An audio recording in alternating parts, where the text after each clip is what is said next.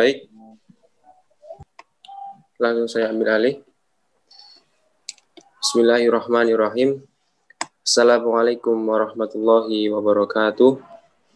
Waalaikumsalam warahmatullahi wabarakatuh. Innal hamdalillah nahmaduhu wa nasta'inuhu wa nastaghfiruh wa na'udzu billahi min syururi anfusina wa sayyiati a'malina may yahdihillahu fala mudhillalah wa may yudlil fala hadiyalah. Asyhadu an la ilaha illallah wahdahu la syarikalah wa asyhadu anna Muhammadan abduhu wa rasuluh la nabiyya wa la rasula ba'da.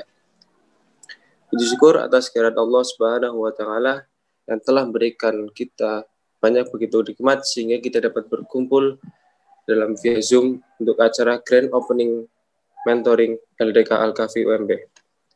Salam semoga tetap tercurahkan kepada baginda suri tauladan Nabi Muhammad SAW, yang mana berkat perjuangannya Islam dapat berdiri tegak sampai sekarang.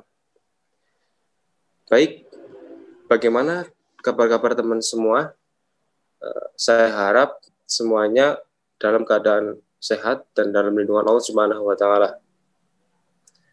Pada pagi hari ini, pada pagi yang cukup mendung, tapi insya Allah tidak mengurangi semangat pada pertemuan Grand Opening Mentoring LDK Al-Kahfi.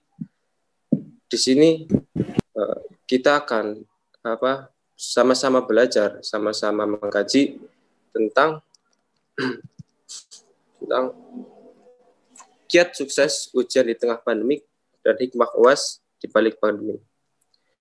Jadi di tengah-tengah kita sudah hadir pembicara, yaitu beliau Ustadz Bayu Cahyono, Ustadz Bayu Dwi Cahyono MPD.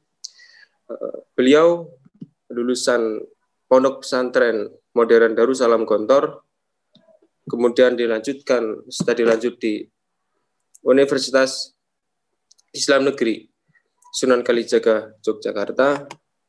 Beliau lahir di Magetan tanggal 31 Desember 1990 dan kemudian sekarang beliau bekerja di Lembaga Pengajian dan Pengamalan Islam di Universitas Muhammadiyah Purwokerto. Untuk waktu dan tempat kepada Ustadz Bayu Dwi Cahyono MPD, kami persilahkan. Terima kasih. Bismillahirrahmanirrahim. Assalamualaikum warahmatullahi wabarakatuh. Kedengaran suara saya ya? Kedengaran.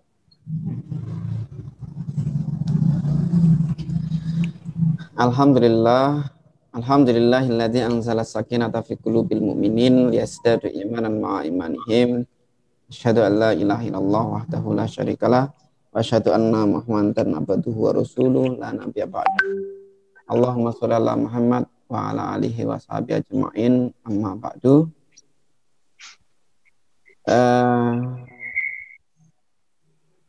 Alhamdulillah, puja-puji syukur kehadirat Allah Subhanahu wa taala yang telah melimpahkan rahmat, taufik dan hidayahnya kepada kita sekalian, sehingga pada kesempatan kali ini kita diberi kekuatan, diberi kesehatan, kesempatan yang luar biasa untuk dapat bersilaturahim meskipun dalam keadaan daring.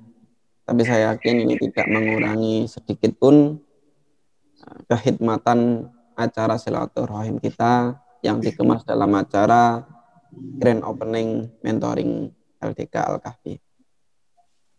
Salawat dan salam senantiasa kita haturkan kepada junjungan kita Nabi besar Muhammad SAW yang telah membimbing umat manusia keluar dari gelapnya zaman jahiliyah menuju terangnya zaman Islamiyah yang penuh dengan hidayah. Terima kasih kepada para pengurus atas waktunya. Terima kasih juga kepada teman-teman semuanya. Terima kasih kepada Ustadz Husain yang tadi sudah membuka acara ini meskipun sekarang sudah izin live ya. Jadi beberapa waktu kemarin saya dihubungi untuk menyampaikan materi terkait kiat sukses menghadapi pandemi dan hikmah UAS di balik pandemi. Ini seperti apa ya? Dua materi yang berbeda sebenarnya, tapi coba saya gabungkan. Oh, nanti saya pengen supaya tidak kesannya saya ngomong sendiri, ya. Tidak kesannya saya ngomong sendiri, ya teman-teman boleh menyalakan apa namanya suaranya ataupun menyalakan juga videonya, kameranya. Jadi tidak terkesan saya ngomong sendiri seperti ini, kan gimana gitu. Ya, baik. Kita mulai dengan basmalah. Bismillahirrahmanirrahim. Bismillahirrahmanirrahim. Saya share screen.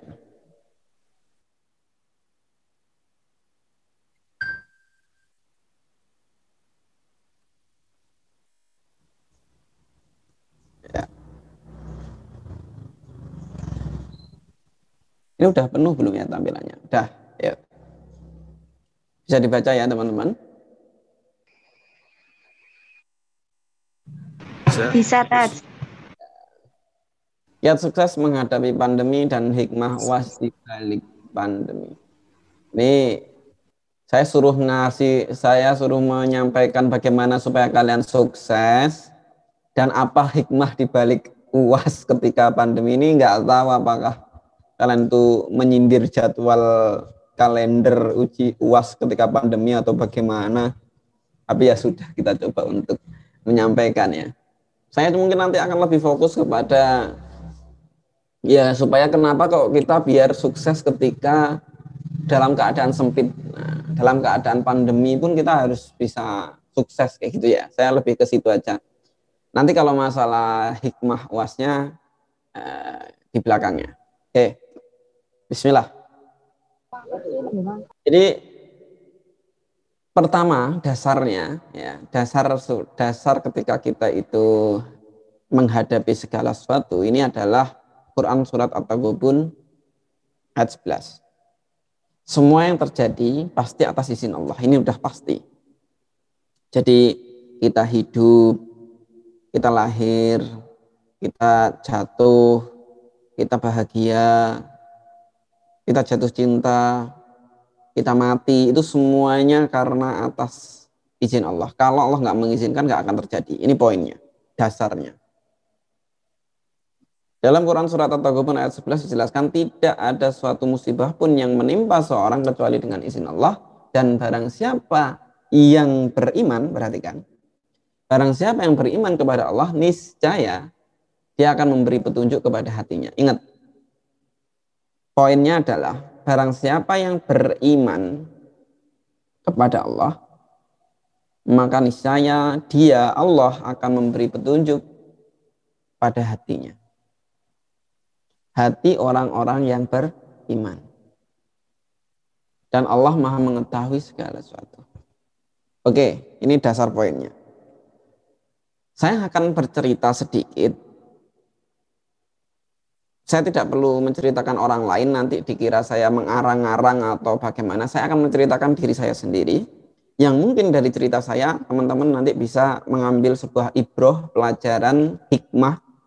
Oh, ternyata seperti ini cara menghadapi ketika kita dalam keadaan sempit atau kita dalam keadaan kesusahan. Pandemi ini kan secara umum kita bisa artikan sebuah kesusahan, sebuah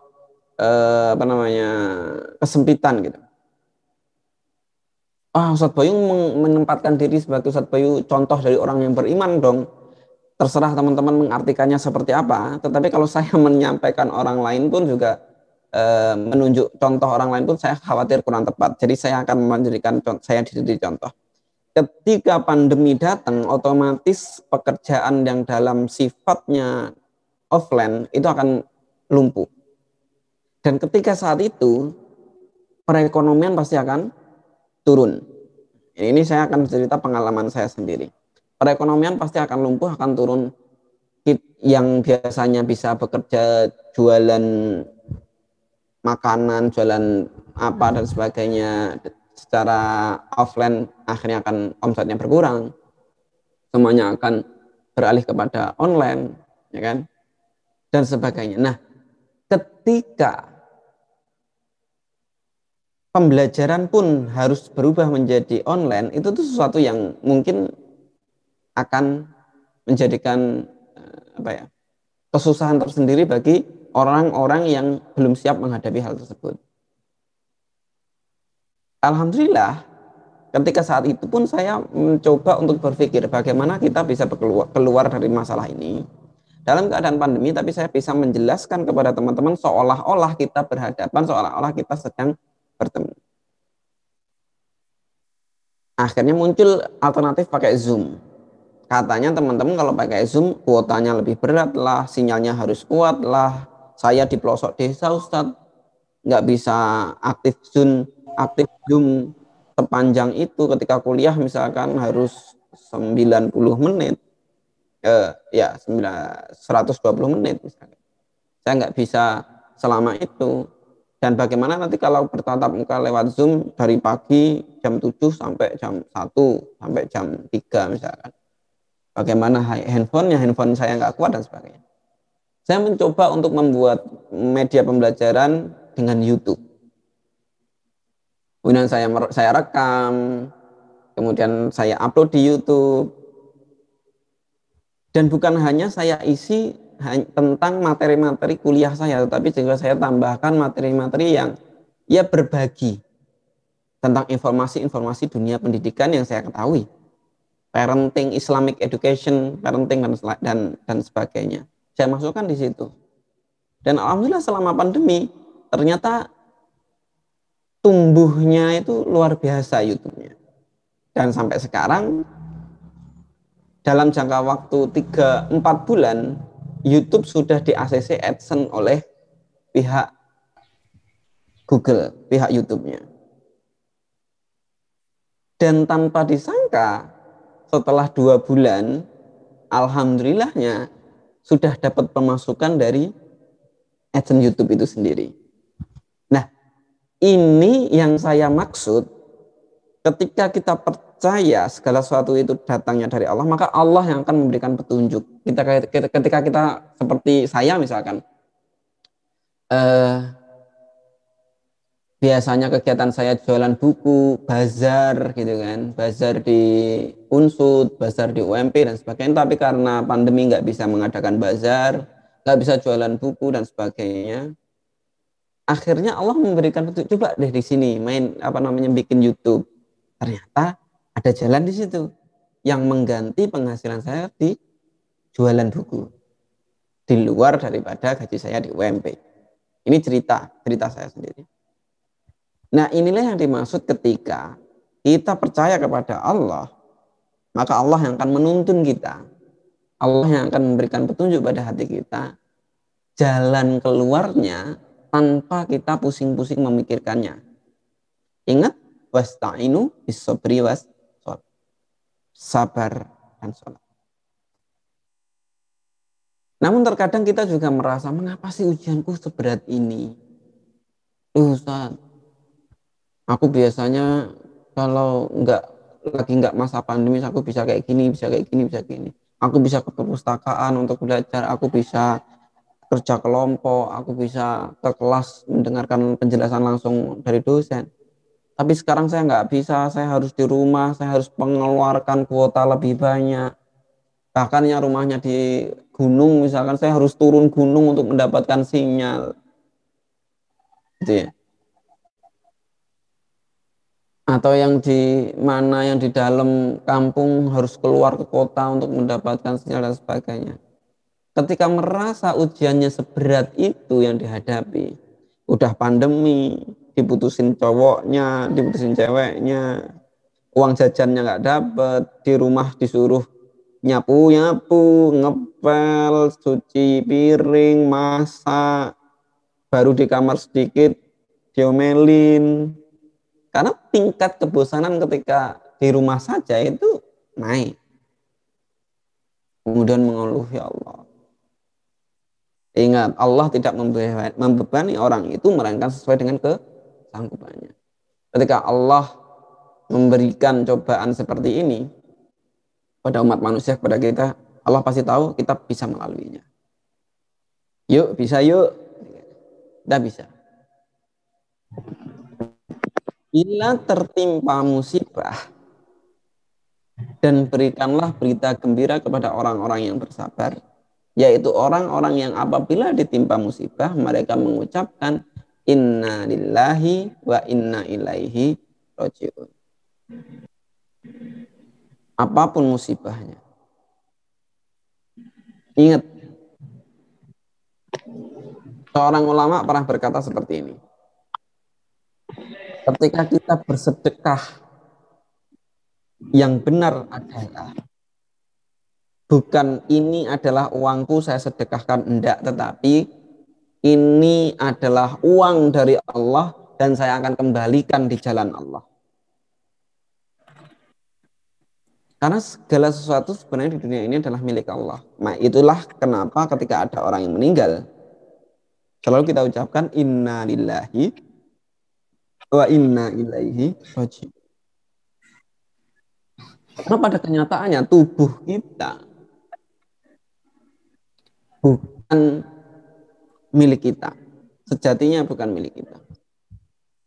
Tubuh kita sejatinya bukan milik kita. Tubuh kita sejatinya adalah milik Allah, maka akan kembali kepada Allah. Jika tubuh kita ini diciptakan dulu asal muasalnya adalah dari tanah, maka kembali ke tanah, ruhnya kembali kepada Allah, menghadap ke Sang Khalik.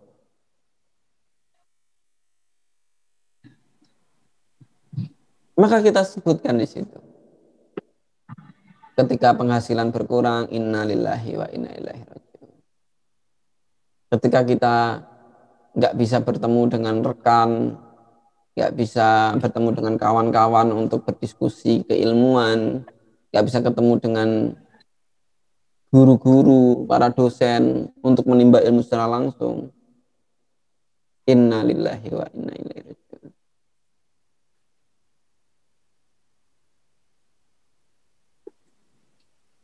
Kemudian bagaimana solusinya, Ustaz?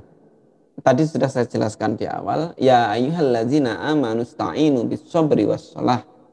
Innallaha ma'as sabirin. Hai orang-orang yang beriman, mintalah pertolongan kepada Allah dengan cara sabar dan mengerjakan sholat.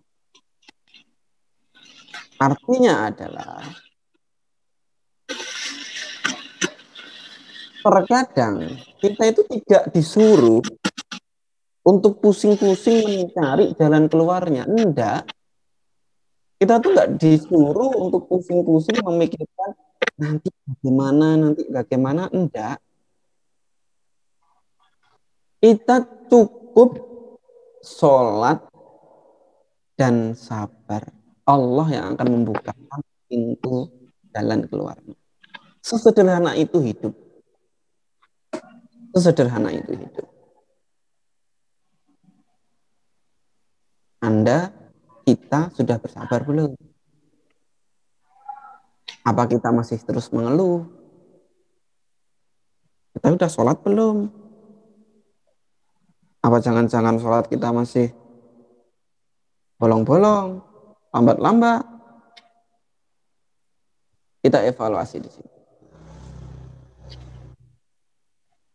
Innama yuwaffas sabiruna ajrahum bighairi hisab. Sesungguhnya hanya orang-orang bersabarlah yang dicukupkan pahala kepada mereka tanpa batas.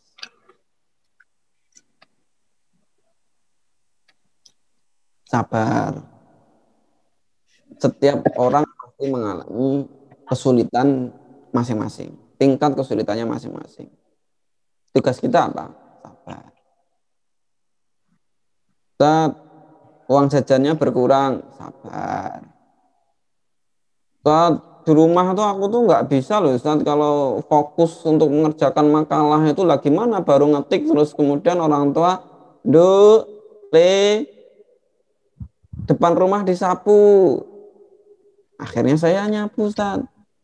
Selesai nyapu, idenya hilang, Ustaz. Nggak bisa konsentrasi lagi, nunggu mood lagi. Ketika moodnya datang, beliin ini ke warung. Sabar.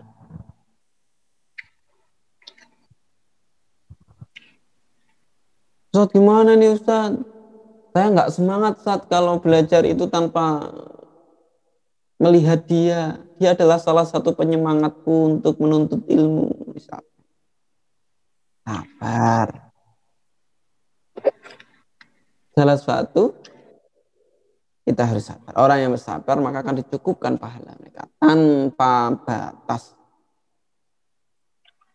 Yuk, habis ini yuk kita naikkan tagar sabar. 2021 sabar.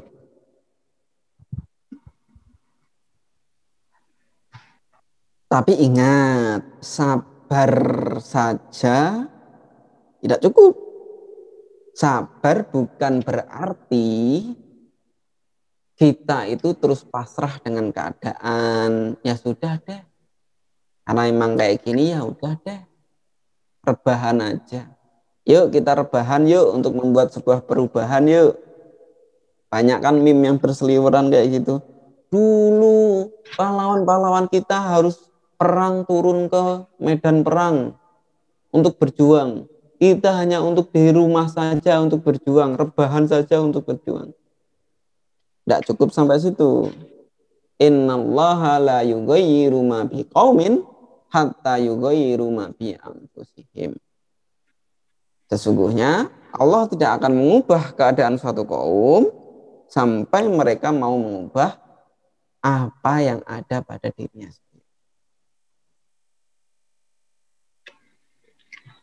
Nih. Jadi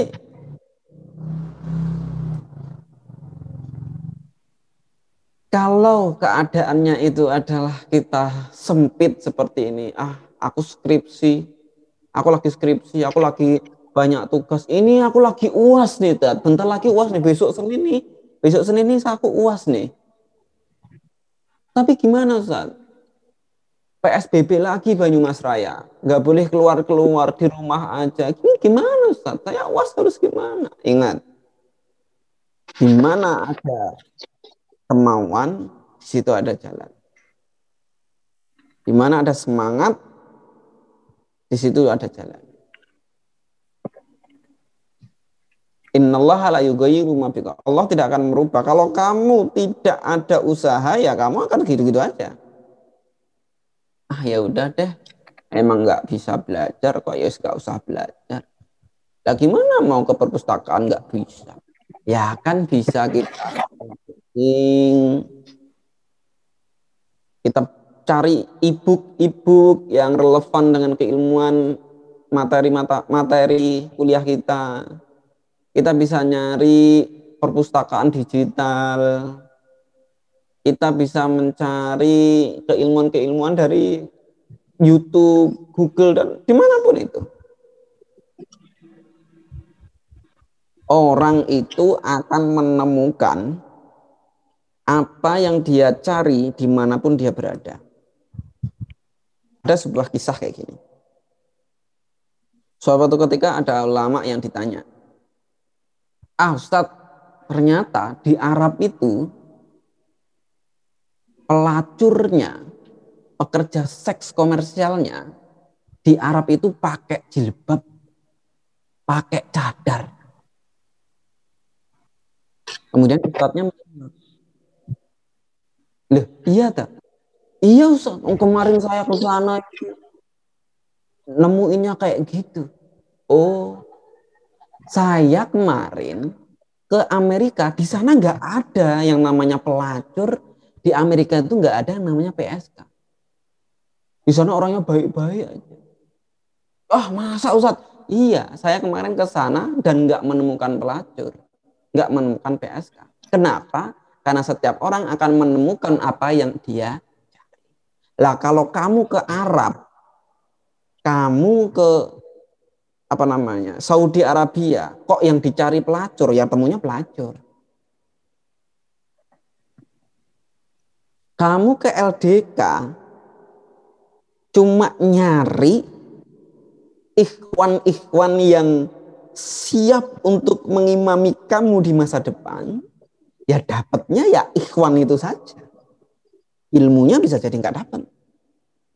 Saat kan sambil menyelam minum air, Ustaz. Dapat ilmu ya siapa tahu dapat jodoh. Ingat, orang hanya akan mendapatkan apa yang dia niatkan. Niatmu apa ya itu yang akan kamu dapatkan. Kalau niatmu belajar pasti akan ada jalan. Niatmu menuntut ilmu pasti ada jalan. Niatmu ingin berbagi ilmu, niatmu ingin berdakwah pasti akan ada banyak jalan untuk berdakwah, untuk menuntut ilmu, untuk share kebaikan. Pasti ada banyak jalan. Facebook, Instagram, Twitter, TikTok. Itu kalau niatnya untuk riak, ya isinya riak-riak saja. Pamer kekayaan. Baju 300 juta cek. Tapi kalau niatnya berbagi ilmu, niatnya mencari ilmu, di situ banyak banget.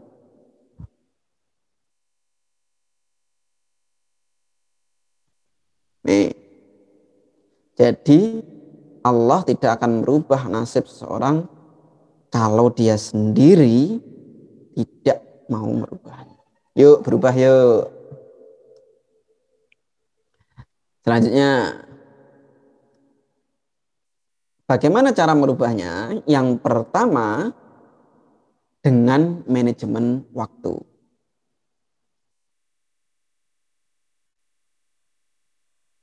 Manajemen waktu. Contoh tadi yang sudah disampaikan oleh Ustaz Husain. Panutan kita adalah Nabi Muhammad SAW. Kita langsung merujuk ke bagaimana manajemen waktu Rasulullah SAW agar kita bisa mengambil contohnya, mengambil pelajarannya.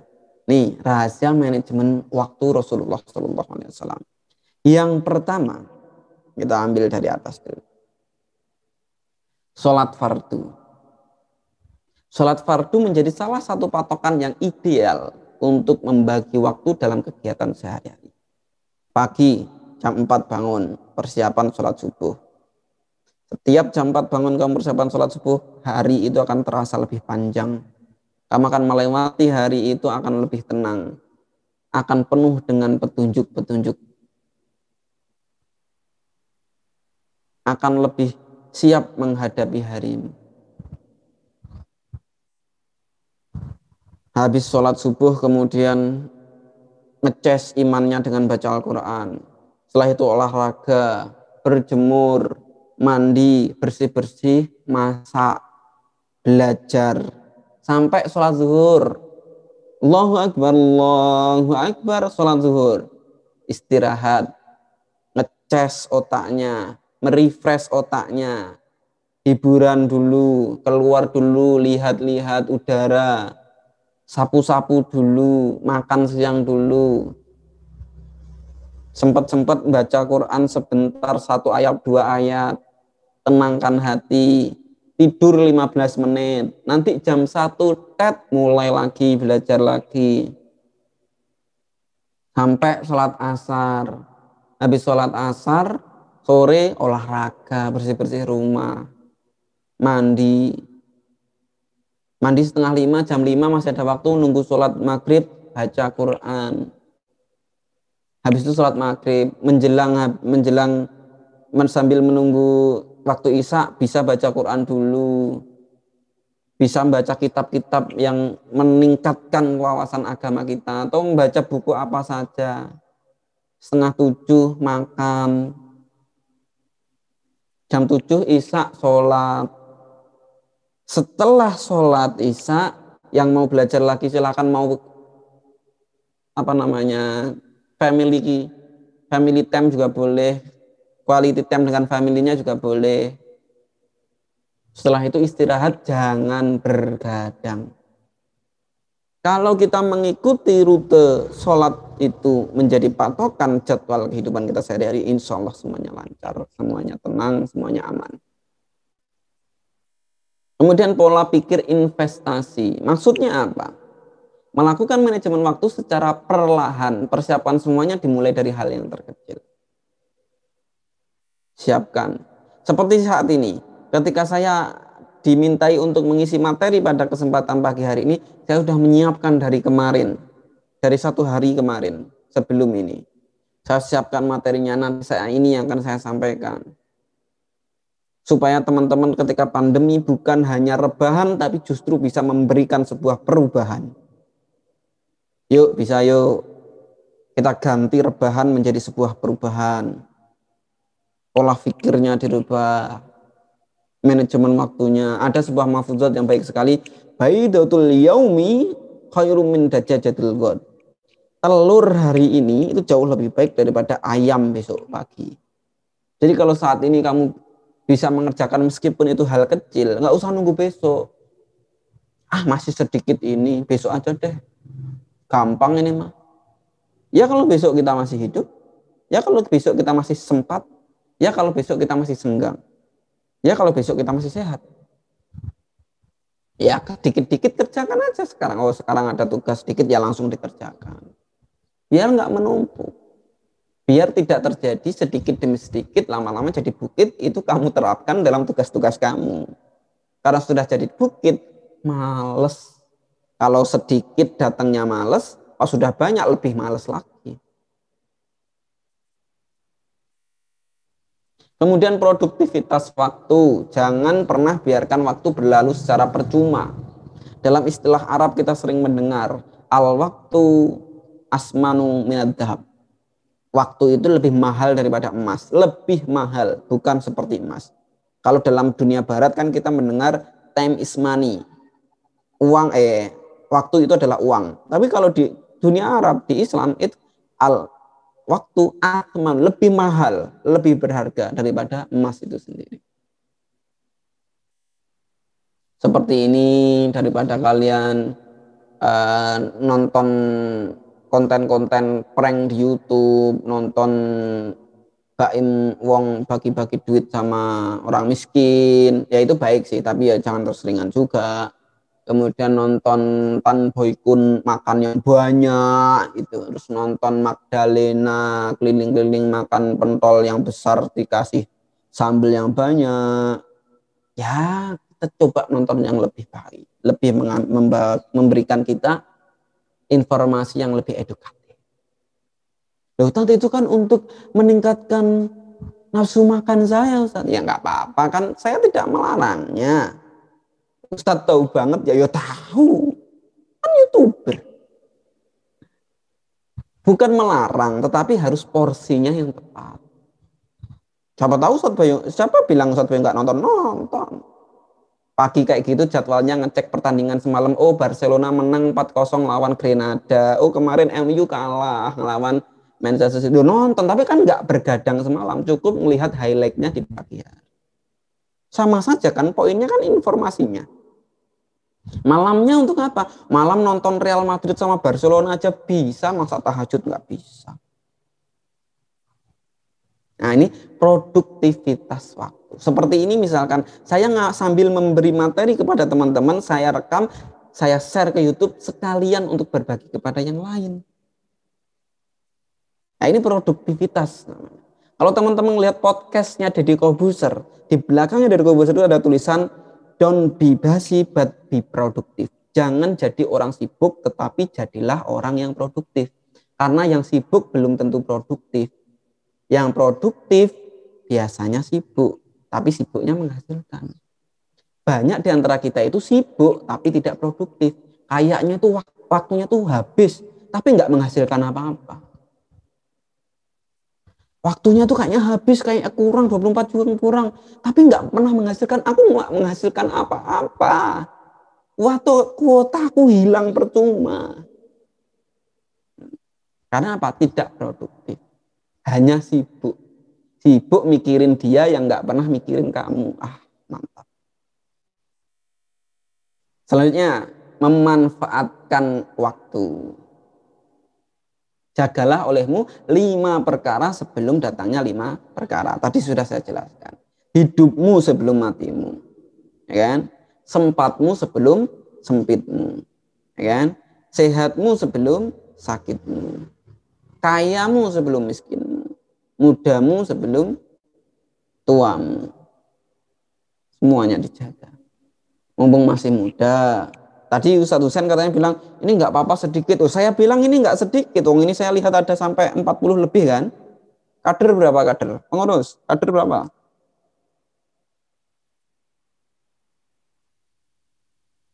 Halo? Nggak ada yang jawab ini. 100 lebih, Ustaz. Hah? 100 lebih. Masya Allah, 100 lebih kader. Tak kasih tahu ya, Soekarno, dia itu cuma butuh 10 orang, Soekarno itu cuma butuh 10 pemuda saja untuk mengguncangkan dunia. Nah kalau kalian ada 100 lebih, itu bukan hanya dunia yang bisa digoncangkan. Seluruh alam semesta bisa digoncangkan itu dengan pemuda-pemuda yang hebat, yang berbakat, yang berkualitas. Soekarno aja cuma butuh 10 pemuda untuk mengguncangkan dunia. Apalagi LDK Al-Kahfi yang ada 100 lebih. Harusnya udah sangat cukup kalau setiap daripada orangnya benar-benar berkualitas. Tapi ya kembali lagi, ada banyak niatan ketika ikut LDK Al-Kahfi. Gitu loh. Ada yang benar-benar ingin hijrah, ada yang benar-benar ingin menuntut ilmu, ada yang nyari jodoh. Ya, semuanya macam-macam.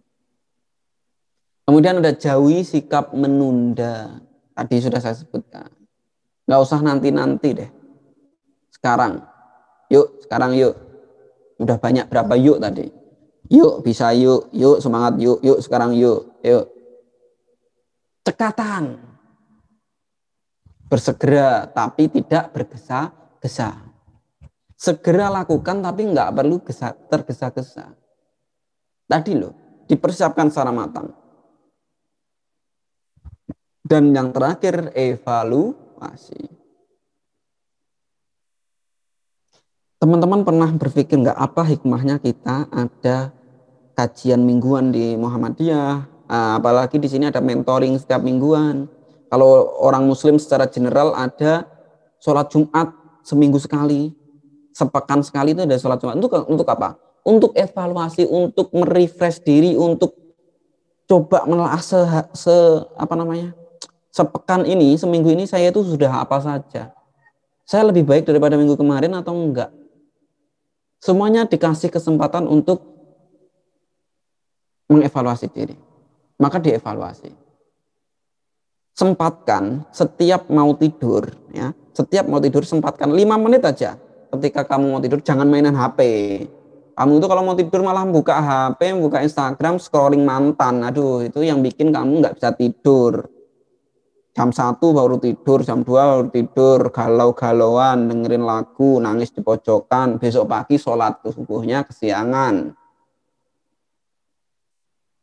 Yang coba sebelum tidur itu bermuhasabah, berevaluasi. Dievaluasi sehari ini saya sudah seperti apa. Tadi pagi saya bangun jam sekian, sholat subuh saya terlambat. Habis itu saya tadi sudah melakukan kebaikan apa belum? Apa saya tadi malah menyakiti orang? Saya tadi ketemu sama teman terus saya gibahin dia. Akhirnya saya dapat dosa. Tadi siang tadi saya lupa nggak sholat zuhur. Habis itu asar tadi sholat asarnya jam 5. Coba deh, setiap malam sebelum tidur 5 menit aja kalian evaluasi diri kalian. Sehari itu sudah seperti apa? Sudah ngapain aja? Banyak baiknya apa banyak buruknya?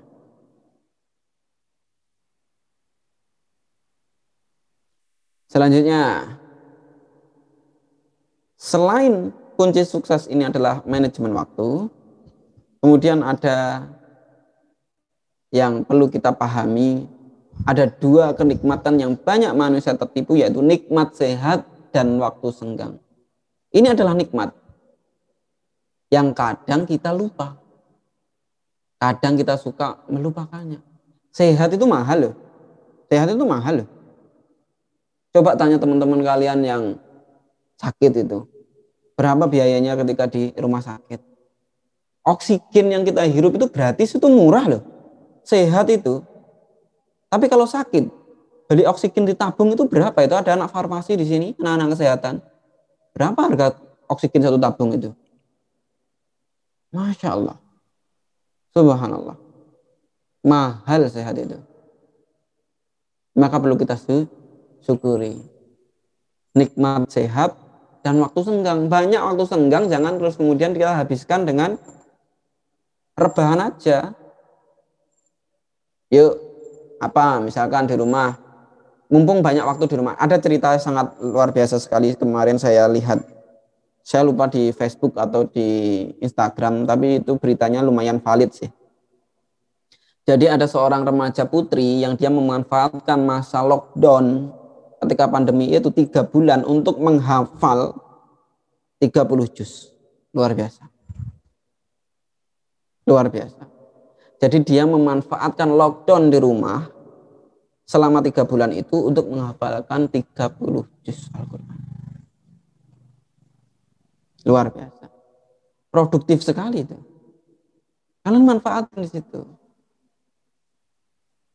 Jangan habis waktumu, kuotamu hanya untuk nonton Magdalena makan. Dia itu udah makan dapat uang.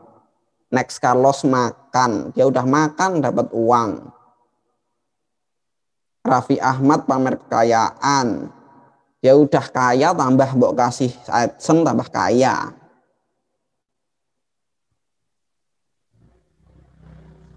Tuh. Lihat materi-materi yang bagus. Salah satu channel recommended UBDC. Wah. Itu channel recommended tuh, banyak ilmu-ilmu di sana. Ada FKTV, itu juga bagus banget. Banyak pengajian-pengajian yang bisa kita simak. Tuh, saya promoin nih FKTV. Apalagi OMP TV, wah luar biasa itu. Itu kita support yang kayak gitu-gitu. Pengajian-pengajian kita lihat, keilmuan-keilmuan. Ada channel kok bisa, itu juga bagus itu, bisa menambahkan kita wawasan. Pinter-pinter memilih. Supaya kita tidak habis waktu senggang kita, sekalian istirahat, sekalian nyari hiburan, sekalian kita dapat ilmu baru. Itu ibaratnya sambil menyelam, minum nata di koko dengan wine roni.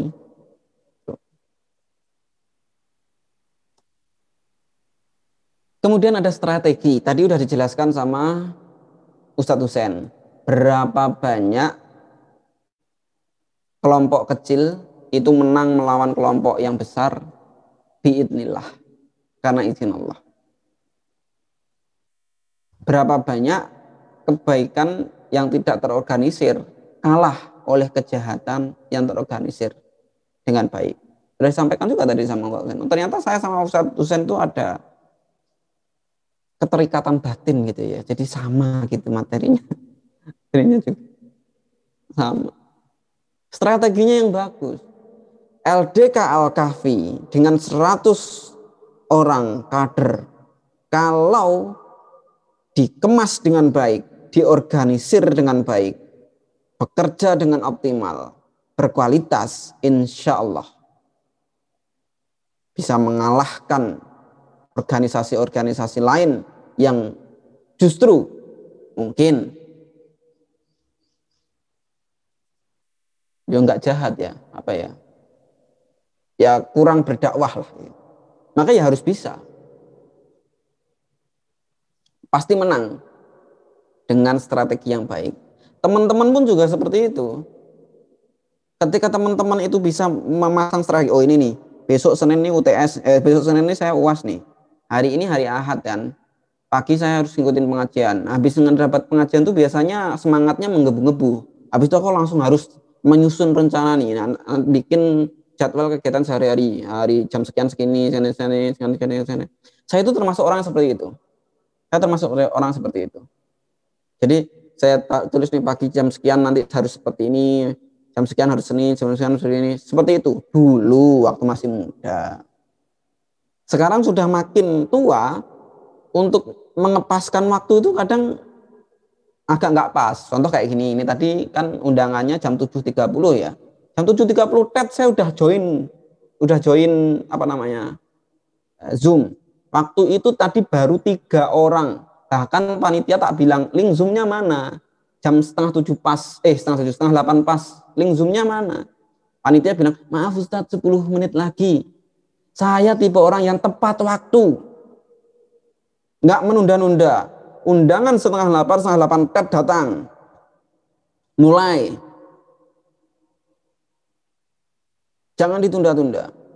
Karena apa? Karena sudah strateginya sudah matang. Oh ini nanti jam sekian sampai sekian ngisi kajian di LDK Al-Kafi. Setelah itu nanti saya ini, setelah itu, setelah itu ini. Kayak gitu udah tersusun dengan rapi. Orang yang tidak punya strategi dalam hidupnya, ya dia tidak akan punya arah. Dia nggak tahu mau kemana. Bahkan yang tahu mau kemana saja, kalau nggak punya strategi, ya dia nggak akan berhasil. Barcelona itu pengennya menang lawan Real Madrid. Tapi karena dia kalah strategi dengan Zinedine Zidane, pelatihnya Real Madrid, ya dia akan kalah. Strategi itu penting. Dalam Quran surat As-Saff ayat 1, bekerjalah dengan struktur yang rapi seperti bangunan yang kokoh. Nih cara kita sukses. Struktur, terstruktur. Sebelum umur 20 saya sudah seperti ini. Sebelum umur 30 saya sudah seperti ini. Sebelum umur 40 saya sudah seperti ini. Di breakdown lagi. Sebelum umur 25 tahun saya harus, umur 21 tahun saya sudah harus seperti ini. Umur 22 tahun saya harus keluar negeri. Umur 23 tahun saya sudah harus bisa bekerja menghasilkan uang sendiri. Umur 24 tahun saya sudah bisa memberi kebutuhan bulanan bagi orang tua. Umur 25 tahun saya sudah siap menafkahi anaknya orang, membahagiakanmu, menjalani arungan hidup rumah tangga yang bahagia, sakinah mawadah warahmah. Umur 26 tahun umur 26 tahun umroh, umur 27 tahun naik haji, umur 28 tahun punya perusahaan besar, umur 29 tahun bisa merekrut karyawan yang banyak, membuka lapangan pekerjaan. Ini harus sangat-sangat terstruktur yang rapi supaya kokoh, kamu punya tujuan hidup yang jelas. Penting itu. Alhamdulillah sangat termotivasi. Loh iya, ini pematerinya ini luar biasa ini. Bercanda. Lanjut. Selanjutnya, kalau sudah punya strategi, manajemen waktu strategi, harus kreatif. Berapa banyak di Al-Quran, ya, berapa banyak di Al-Quran ada afala ta'qilun, afala tatafakkarun, afala yatadabbarun, afala ya'lamu, afala tazakkarun. Berapa banyak Al-Quran menanyakan itu, apa kamu nggak berpikir, apa kamu tidak mentadaburi, merenungkan, apakah kamu nggak tahu, apakah kamu nggak mengingat. Itu semuanya selalu disindir dalam Al-Quran. Kamu tuh nggak mikir toh. Kamu tuh nggak ngotak ya. Kamu tuh nggak merenungkan toh. Kamu nggak inget dulu tuh ada orang yang kayak gitu hasilnya kayak gini. Kamu tuh nggak inget toh. Dulu waktu kamu sedih ketika kamu ditinggal pas sayang-sayangnya, kamu tuh akhirnya ngemis-ngemis minta mohon ampun pada Allah. Tapi ketika kamu ada datang lagi, Arjuna datang dengan segala gombalannya, kamu lupa lagi sama Allah. Dan seperti itu aja. Kenalan, jatuh cinta, ditinggalin, nangis-nangis, tobat. Kenalan lagi, jatuh cinta, nangis-nangis, ditinggalin, tobat. Itu terus apa nggak bosen hidup kamu kayak gitu? Afala ta'qilun, afala tatafakkarun, afala yatadabbarun. Loh ngerti nggak kamu itu? Kenapa kok ada pandemi? Kenapa kok ada corona? Loh ngerti nggak kamu kayak gitu tuh? Mikir, kreatif. Loh kalau kamu udah nggak bisa ke kampus, sudah nggak bisa ke perpustakaan, kamu cuma di rumah saja. Terus kamu harus gimana? Apa terus skripsimu nggak mau kerjakan? Apa tugas-tugas kamu terus nggak kamu berikan? Apa mungkin dosen kamu akan ngasih nilai meskipun kamu nggak menyelesaikan tugas? Nggak mungkin. Kreatif. Gimana caranya saya bisa tetap belajar, bisa tetap mendapatkan ilmu meskipun dalam keadaan pandemi. Itu loh.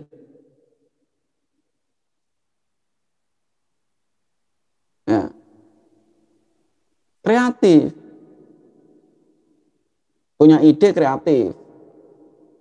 Orang tuaku ketika pandemi ini kok penghasilannya berkurang ya, gimana caranya saya bisa membantu perekonomian, gimana caranya saya harus bisa kreatif berpikir, afala taqilun, afala ya'lamu, afala tadabbarun, semuanya itu sudah disinggung di Al-Quran. Maka kreatif, ayo pakai yuk, otaknya dipakai yuk, dipakai. Dalam dalam agama Islam itu ada dua dalil, ada dalil akli, ada dalil nakli.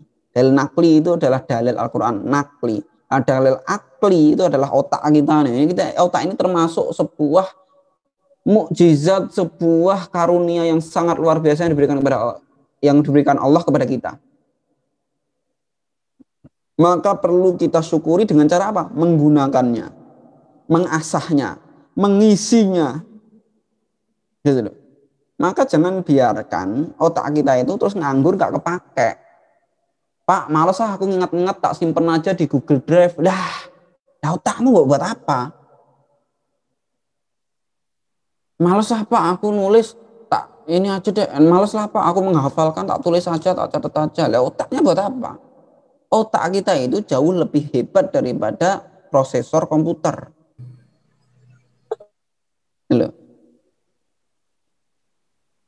Sama seperti prosesor komputer, otak kita juga bisa dimasukin virus. Virus apa yang paling bahaya? Virus cinta, katanya Dewa 19. Tuh. Maka kalau seseorang biasanya udah jatuh cinta, goblok. Biasanya kayak gitu.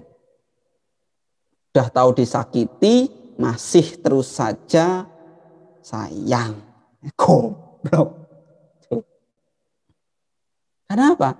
Ya karena memang ketika jatuh cinta, virus masuk. Kalau jatuh cinta, ya sudah nikah. Nah, sebar nikah wis. Selesai itu urusan udah. Nggak usah kepikiran gimana caranya dia lagi apa. Enggak, udah selesai. Maka jangan sampai kemasukan virus. Ustadz kita kan LDK Al-Kahfi, nggak mungkin lah Ustadz jadi Allah, kata siapa? Karena itu udah nggak jamin.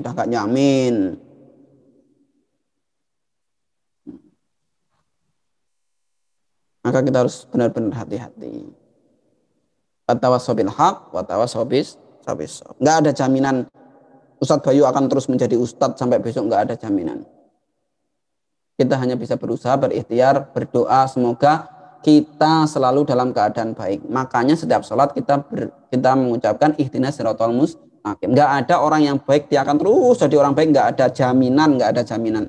Ustadz itu akan terus baik terus, nggak ada jaminan. Makanya setiap sholat kita selalu berdoa ihdinas siratal mustaqim, ya Allah berilah petunjuk ke jalan yang lurus. Supaya apa? Karena kita itu mudah belok-belok. Sekarang Ustadz ngasih pengajian enak kayak gini, memberikan motivasi seperti ini. Orang-orang banyak bikin orang yang bertobat. Setelah selesai pengajian, kalian nggak tahu kehidupan saya di luar seperti apa. Maka kita selalu berdoa, ihdinas siratal mustaqim. Ambil baiknya dari saya, buang jeleknya. Mungkin ada yang kenal dengan saya di luar sana. Oh, Ustadz Bayu ketika di luar ternyata ya ngopi juga, nongkrong juga, dan sebagainya. Ambil baiknya saja, yang buruk tinggalin. Itu loh. Karena nggak ada manusia yang sempurna, nggak ada yang sempurna, nggak ada. Tuh.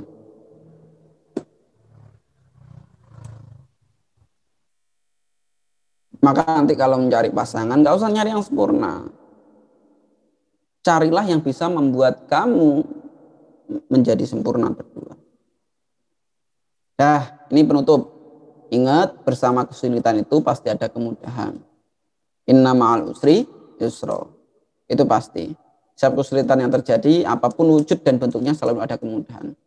UAS ketika di masa pandemi pasti nanti ada kemudahan. Insya Allah dosennya nggak akan killer banget ngasih tugas atau ngasih soal yang melebihi kapasitas beban mahasiswanya itu, ya nggak. Ya pasti ya karena memang dosennya merasa ini pada sulit, ya udah absennya dilonggarin, soal UASnya dipermudah dan sebagainya. open book. Ya, biasa. Insya Allah. Jangan bersuudzon dengan dosennya, jangan. Berhusnudzon. Dosen pernah jadi mahasiswa, mahasiswa belum pernah jadi dosen. Wes toh, percayalah. Cukup. Mungkin itu yang bisa saya sampaikan ya pada kesempatan kali ini. Mudah-mudahan bermanfaat. Sekiranya itu saya akhirilah materinya dengan habis ini ada pertanyaan tanya jawab kan Mas Yan? Ya. Akhirnya materinya dengan alhamdulillah. Alhamdulillah. Bermanfaat. Silakan saya kembalikan ke moderator. Baik, terima kasih Ustaz Bayu atas materinya. Mungkin kami akan buka sesi tanya jawab. Kami akan berikan 3 penanya untuk bagi kader yang ingin menanyakan tentang materi ataupun yang lainnya. Silakan bagi teman-teman kader yang ingin bertanya. Silakan nyalakan mic-nya atau bisa tulis lewat chat.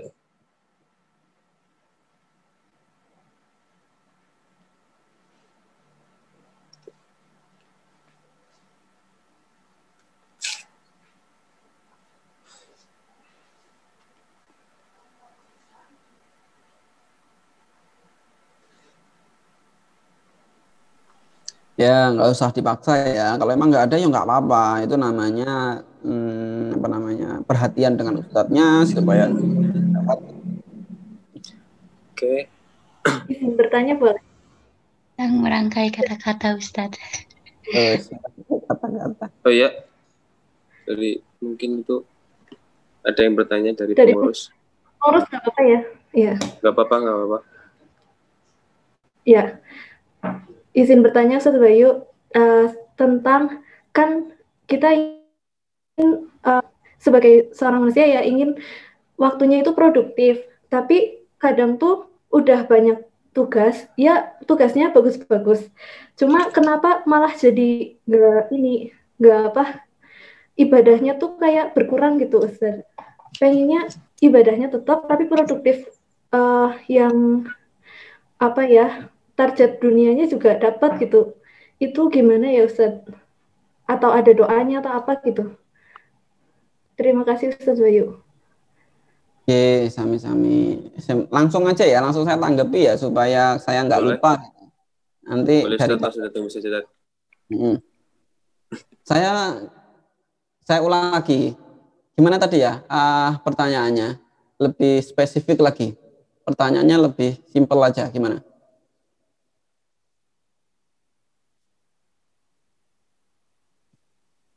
Halo, Mbak yang bertanya. Oh iya.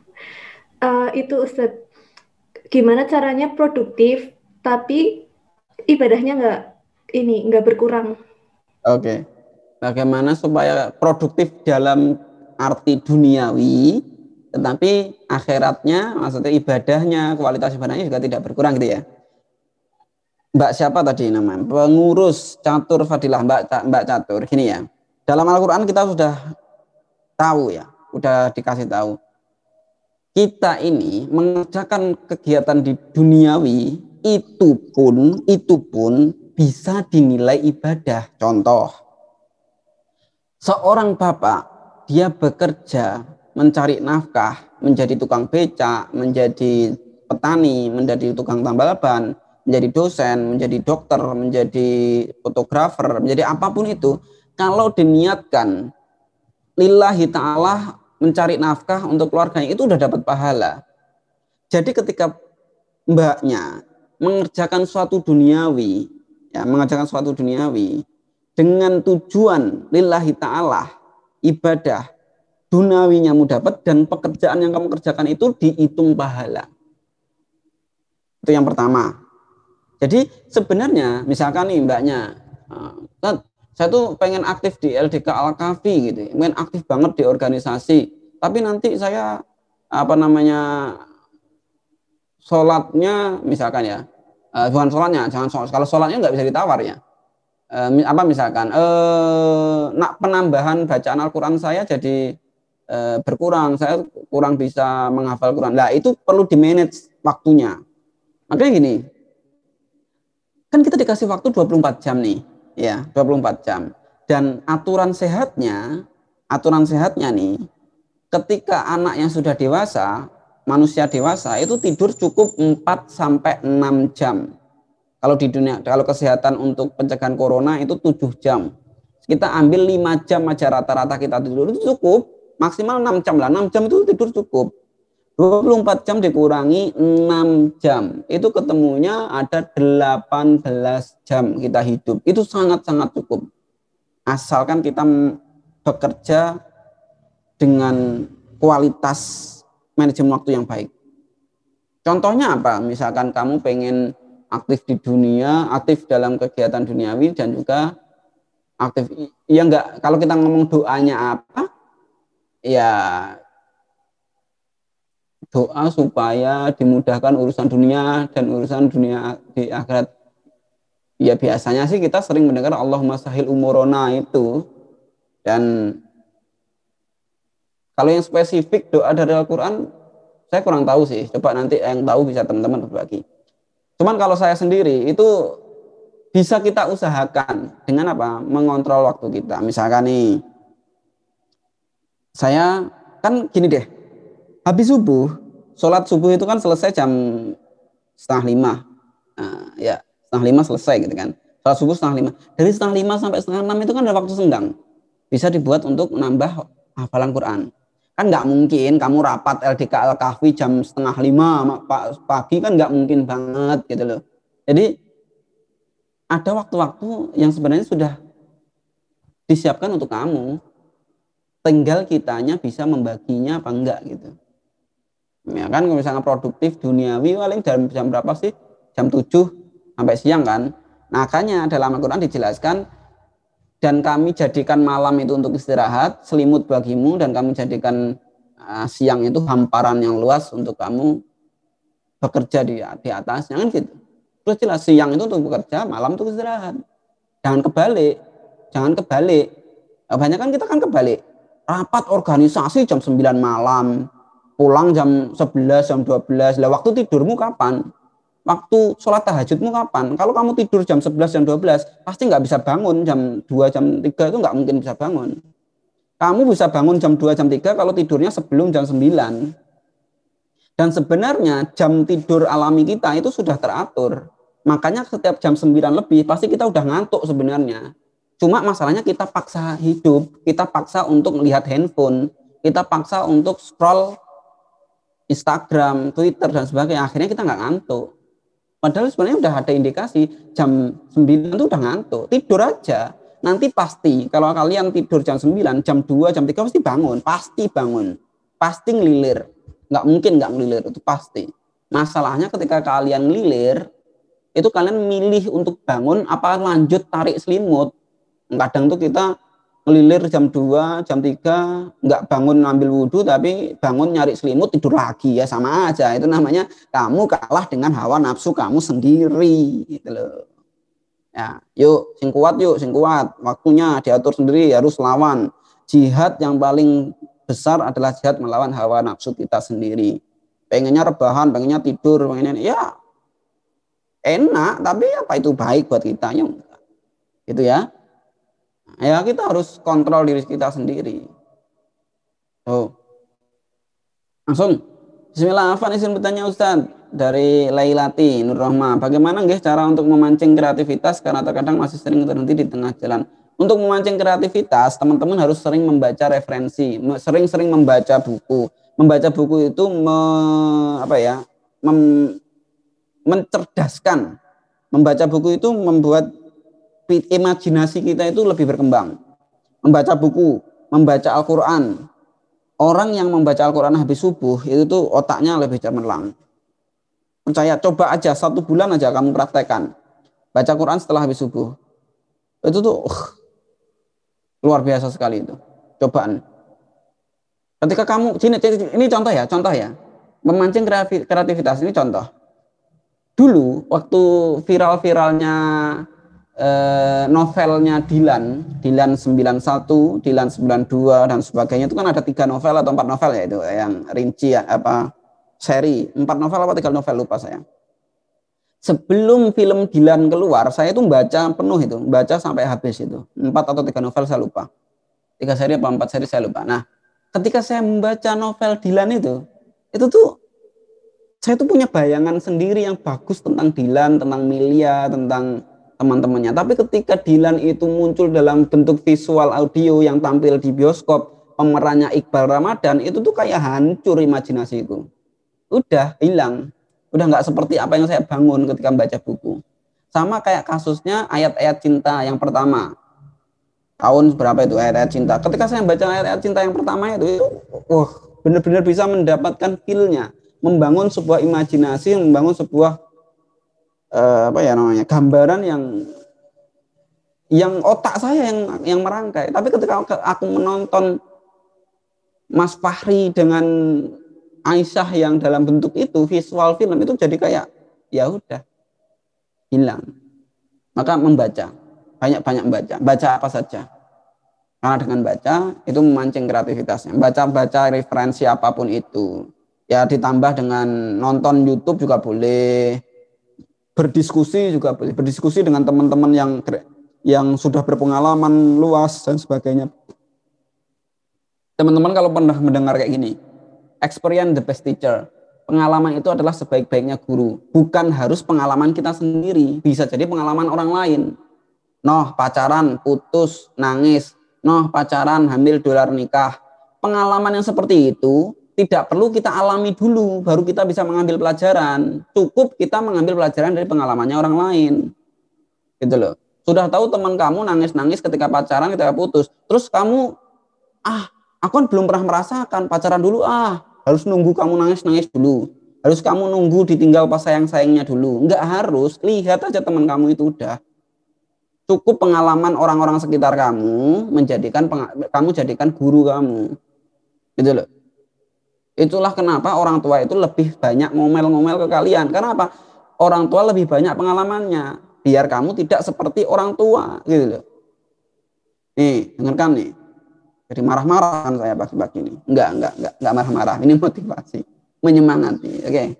Ini bukti sayangnya seorang senior, seorang guru, seorang kakak kepada adiknya, kepada muridnya, kepada mahasiswanya. Tuh ya. Karena terkadang masih sering terhenti tengah jalan. Lah, kenapa kok bisa berhenti? Karena kamu nggak istiqomah. Makanya harus istiqomah. Biasanya nih setelah dikasih pengajian sehari 2 hari mau menjalankan. Habis itu merasa capek. Udah deh, nggak usah kayak gitulah. Yang penting hidup di jalannya aja. Ya wes, selesai. Karena kamu nggak kuat melawan hawa nafsu kamu sendiri. Nggak kuat melawan keinginanmu sendiri. Gitu loh.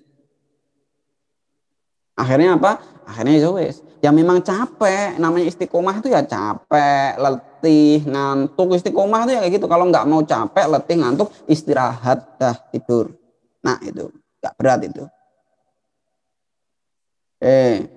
Selanjutnya, Ustaz ingin bertanya, bagaimana caranya agar bisa fokus pada tujuan, namun kadang godaannya luar biasa Ustaz.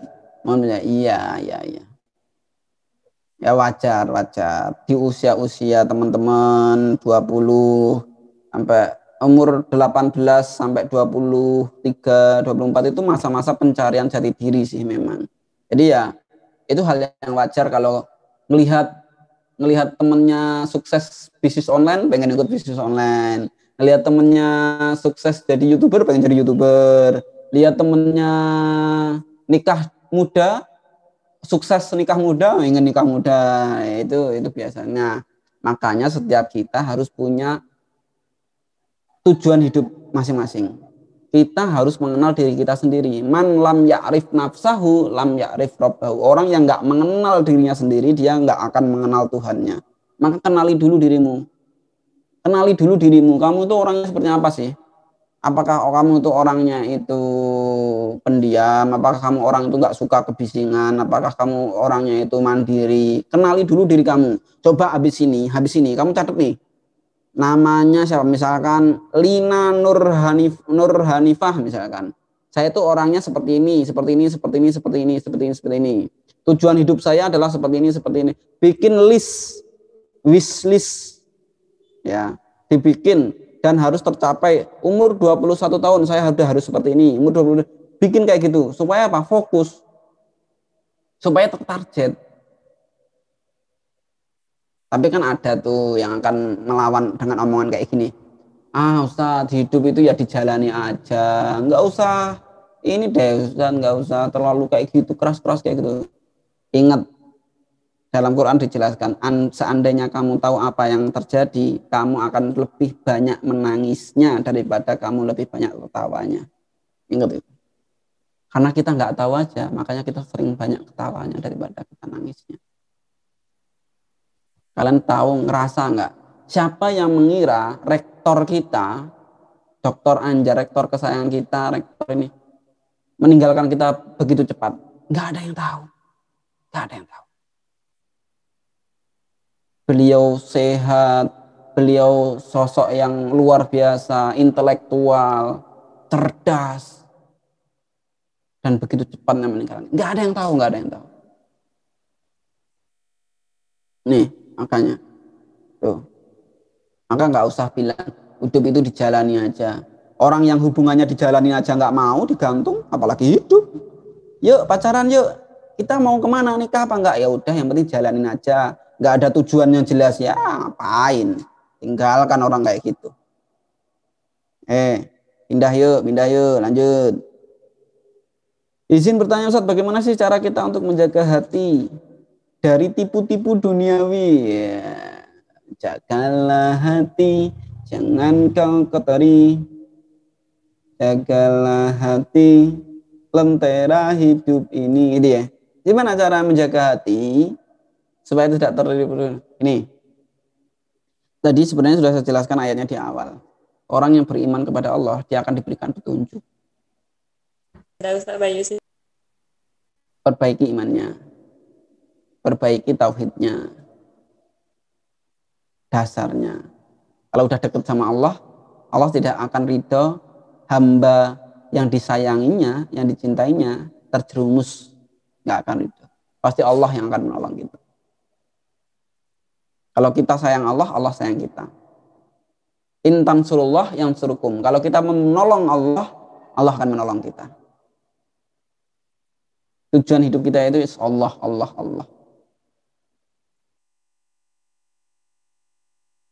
Untuk Allah, dari Allah, kepada Allah. Oke, saya cukup. Saya pikir cukup untuk mewakili pertanyaan teman-teman sekalian. Terima kasih. Monggo, moderator. Terima kasih atas jawabannya oleh Ustaz Bayu. Semoga pertanyaan tadi sudah bisa terjawab semua. Baik, tiba di penghujung acara. Sebelumnya saya akan menyampaikan sedikit singkat materi pada pagi hari ini, yaitu kiat sukses ujian di tengah pandemi dan hikmah UAS di balik pandemi. Yang pertama ada semua yang terjadi pasti atas izin Allah. Kemudian sesungguhnya hanya orang-orang yang sabarlah yang dicukupkan pahala mereka tanpa batas. Kemudian ada sesungguhnya Allah tidak akan mengubah keadaan suatu kaum sampai mereka mau mengubah apa yang ada pada diri mereka sendiri.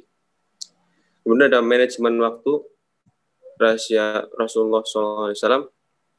Yang pertama yaitu ada sholat fardu, kemudian ada muhasabah diri atau evaluasi, kemudian harus cekatan, kemudian ada jauhi sikap menunda, memanfaatkan waktu, produktivitas waktu, dan pola pikir investasi. Dan yang terakhir, bersama kesulitan itu ada kemudahan. Mungkin cukup dari kami. Marilah kita tutup dengan bacaan hamdalah. Alhamdulillahirabbil alamin. Semoga materi pada pagi hari ini diberkati oleh Allah dan bermanfaat bagi kita semuanya. Saya cukupkan. Billahi bil haq fastabiqul khairat. Wassalamualaikum warahmatullahi wabarakatuh. Saya kembalikan ke MC. Waalaikumsalam warahmatullahi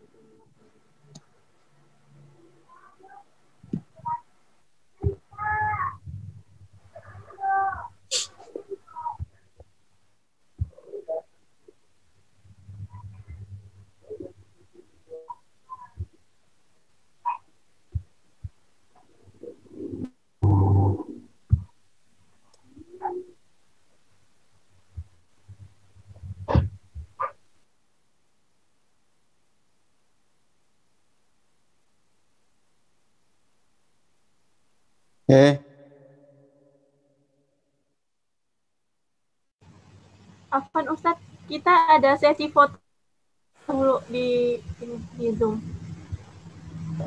Oh iya, kalau gitu saya izin live dulu ya. Oh iya, Ustaz. Terima kasih, Iya. Ustaz. Ron. Terima kasih Ustadz. Mau foto dulu nggak? Syukron Ustadz. Ustadz mau foto sebentar dahulu.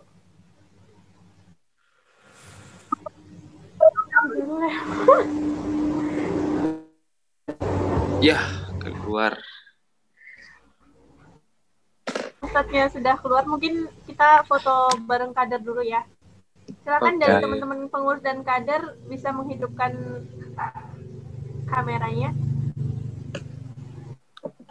Ayo, on kamera.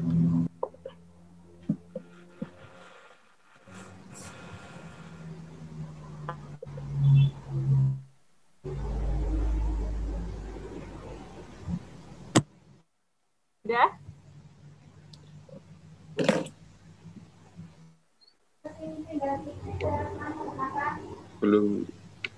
Belum semuanya nih. Belum? Masih banyak yang belum. Insyaallah.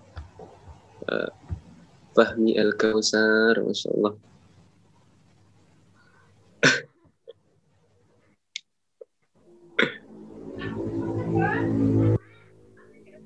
Sudah teman-teman. Oke. Kita mulai ya. Oke, Mbak. 1, 2, 3.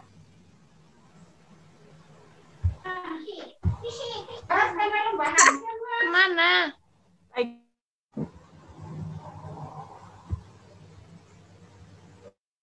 1, 2, 3.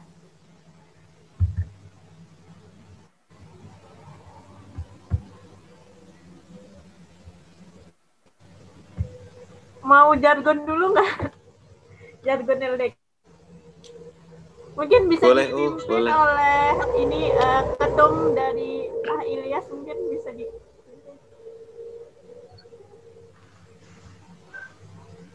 Oke, terima kasih. Suaranya kedengeran nggak? Suaranya jelas. Nah, itu nggak? 1, 2, 3. Tinggal kami tebarkan dakwah seluruh hati. Tebarkan dakwah dengan sepenuh hati. Allahu Akbar. Allahu Akbar. Allahu Akbar. Allahu Akbar. Allahu Akbar. Allahu Akbar. Semangat UAS. Semangat. Jazakumullahu khairan kepada teman-teman pengurus dan kader yang udah menyempatkan waktunya untuk hadir di acara Great kali ini. Semoga kalian tetap dalam keadaan sehat dan selalu dalam lindungan Allah. Amin. Monggo udah dipersilahkan untuk jika mau live. Syukran. Jazakumullah khairan, Kak. Ya, sama-sama. Terima kasih teman-teman ya. Mau datang ke sini. Terima kasih kaderisasi. Terima kasih Farid. Terima kasih Ufriya. Terima kasih Salman. Semangat, ayo.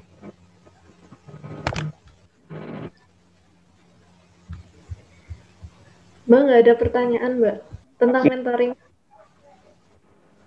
Oh iya. Ini evaluasi aja, apa? Boleh. Berarti mentoringnya nanti 1 minggu sekali ya Mbak ya? Bentar. Karena iya. itu dulu.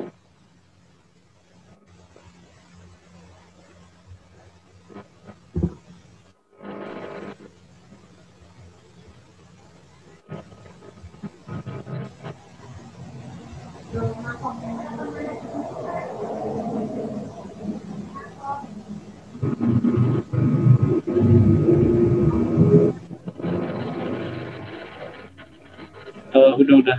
Tunggu. Gimana, Cak? Tadi?